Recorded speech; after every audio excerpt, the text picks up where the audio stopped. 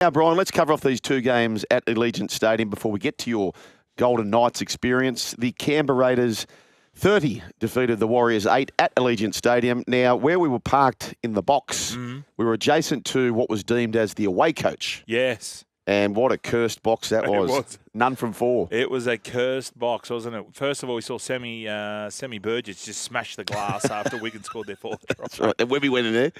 Then Webby went in there. That wasn't great. Then the English ladies coach went in there, and then it was Fitzy and crew. Yeah, and they were quite confident early on. Fitzy a bit of a wave. But let's go look at the Raiders. They look very, very sharp. Yep. Now, they've got a pretty good record round one because Sticky loves getting them. He flogs them, obviously, in the off-season, but they look great in attack. One probably knock on the Raiders has been over the years is, that defensively they've been okay, but they sort of lacked a little bit of variety in their attacking play. But they look good. Ethan Strange, another year, Brilliant. He's Savage, brilliant. Savage has obviously put on a few kilos and it looks good. So they won't run last. We said they wouldn't run last. Warriors, on the other hand, they looked a little bit just off the pace, I thought. They were losing the ruck. One-dimensional. In defence, they were losing the ruck. In attack, they were losing the ruck. And in this game, you've got to have momentum, and they just couldn't get into a groove. Then their kicking game, they were kicking off the back foot. Yep. And I'm a big believer in you need a great kicking game in this day and age. So, but Raiders sharp. Very sharp. You have to have the game manager. And people overreact on trials. Metcalf's a great player. I'm a big fan of Metcalf with 6 on his back. Correct. He's a runner, right? We need Tamare. Yep. And when you're talking about, but even Tamare is he's not the great game manager either. They've got Tanner Boyd turning up. I've got concerns for the Warriors. This bloke here, we're seeing replays for Fox, Addin Fonua-Blake. They lose him. And as we thought, Brian, it was not a 1-for-1 Fisher-Harris going in. Fisher-Harris does a lot for the group, but he hasn't got a pinch on this bloke Fonua-Blake with the ball. But very well coached Ricky Stewart. They hammered Fisher-Harris. They kept running him. Yeah, well, you said he was spent. So after I think he made in the first half nearly 30 tackles. I think it was about 26, 27 tackles, which then nullified his attacking prowess. But he wasn't getting a run on because they were getting dominated. And as you mentioned, when he was at Penrith, he was coming off the back of those back five. Crichton, Quick play the ball, Dylan Edwards. So it was a lesson, and Webby will go back, and I'm sure he's too good a coach to allow that to happen again. I don't know how you do it, but the only time to me they looked threatening was when Roger came in field. Yeah. You got to get him in the game. You just have to. You have to get him in the game. I don't know what you do with Chance, and they've been quite stubborn about this, haven't they? Well, I don't mind. I think Roger's better on the wing than he is in the centres. At least in the wing. Oh yeah, I get that. I know you want to put him at fullback. Yeah. Look, it's round one. But every time, because they haven't got the Addin Fonua-Blake, they haven't got somebody to unsettle the line. When Roger came in, he's bouncing away from one, throwing the line into a little bit of chaos. Yeah. They weren't 5 minutes into that game, and I was very confident on Canberra before the match. 5 minutes into the game, I thought they're going to get nowhere near this team. Yeah, but sometimes you just can't turn up. Let's give them a month. Let's give them a month before we start making changes. Brian, somebody asked me at the start of the year, they said, how do you land on your spoon team? And I said, the number one thing I look for is unsettled in the halves and a kicking game. Yeah. They tick that box.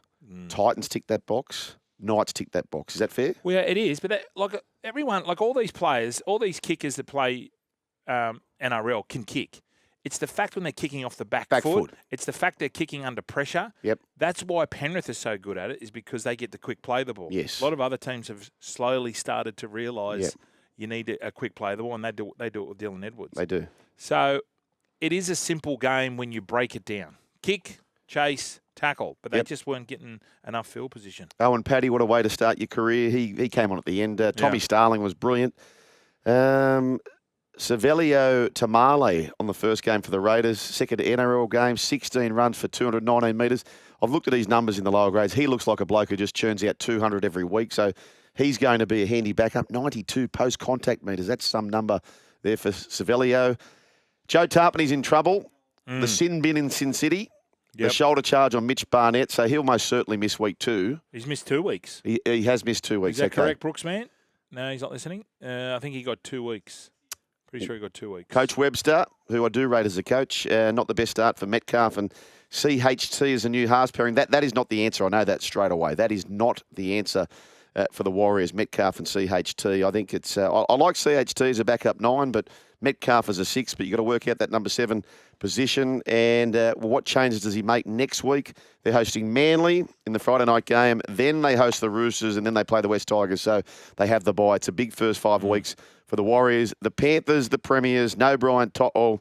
But he was down there at Fremont doing all sorts of acrobatics, Brian. He was doing the splits. Now, how does he ruled out then does that? I'm not the NRL physio. No. But you can't. He did a backflip, then straight into the splits. He did.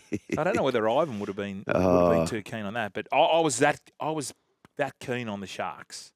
That keen. Really? And you weren't. No. I know you weren't. No. I just thought, as soon as Brian To'o was ruled out and they had Garner in the centres, I thought, and then McLean went down.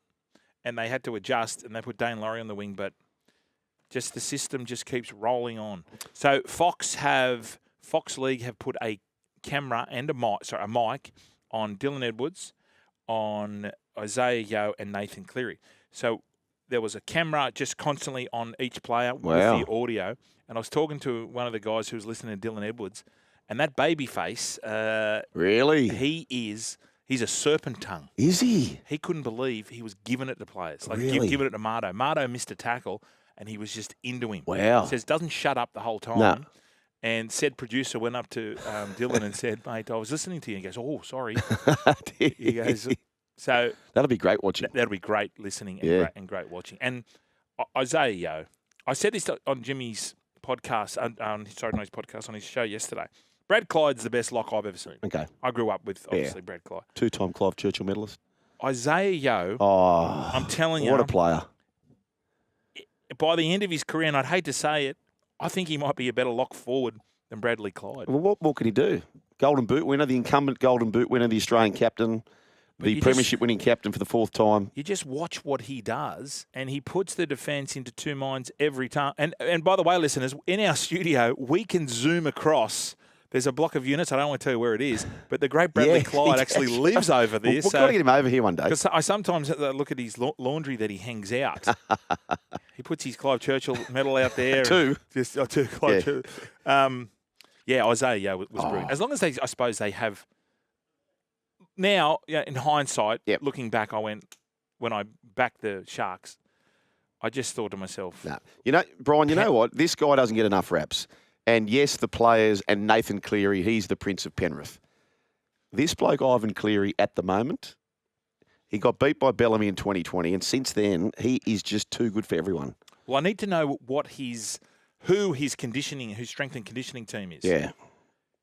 Because we were up high at Allegiant Stadium. You're so up high. Corey Bocking, I know he's involved there, the great Corey Bocking. Andrew Leeds gets involved. I very rarely go to a game and watch it from that high. Actually, I don't. No. If I do go to the game, I'm at the Allianz and I'm full of piss in the Texans box. But their line speed, and when you're watching it on TV, you obviously can't see the referee and how far they're getting back. But they are getting back. Yep. It looks to me, when you watch it on TV, they must be offside, but they're not offside. No. Their line speed from the first minute to the 80th minute is exactly the same. Just don't ever, and don't tip against them. I'm not. I can't. Ivan's too good. Nathan's too good. The squad's too good. They lose James Fisher-Harris. And then immediately Luron Patea, the 17. You still haven't heard enough about him. He's going to explode. You can see he's going to explode, the guy off the bench. You know Casey McLean's got a little bit of Stephen Crichton in him. He's coming through, unfortunately, had the HIA. Timmy Manor reckons, he said Blaze Talangi's got a little bit of Jared Hayne about him. Ooh. As far as what he can get to. So if Blaze Talangi even gets to 50% of what an early Hayne did, and you throw him in this Penrith side with Luron Patea. Is that a crow? Mate, well, who's going to beat him?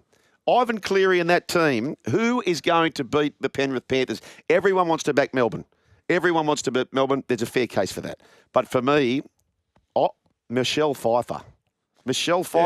Ivan Cleary is too good. He is just too good for everyone right now. What also was interesting to watch, when they had Jerome Luai on that left-hand side, And Jerome used to come off his left foot, Yep. as we always know, and pick up Dylan Edwards running down the middle. Well, they've changed it up a bit. Yep. They were going more out the back on the left. Maybe that's Ivan's too good. Jack Cole's.